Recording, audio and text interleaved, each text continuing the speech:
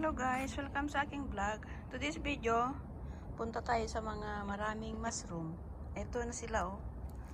Dami. Tignan niyo yan. Daming mushroom. Ayan guys. Ay. Punta tayo sa mas marami guys. Yan pinagkuhanan na ni Amo kahapon. Wala guys, ang dami. Look. Yung maliit na yan. Mushroom mga yan, oh. Dami.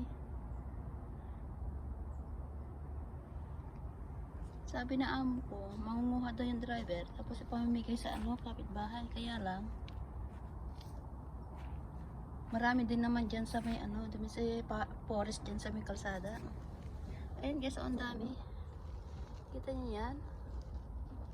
Nauulam yan guys. Dami siya. Isang buntol.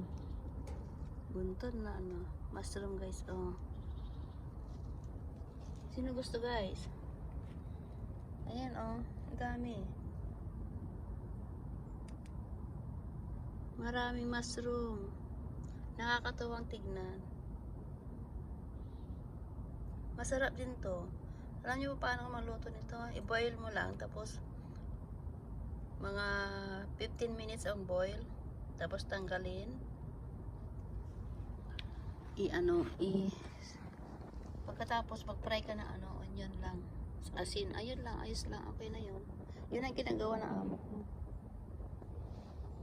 ST ako pala.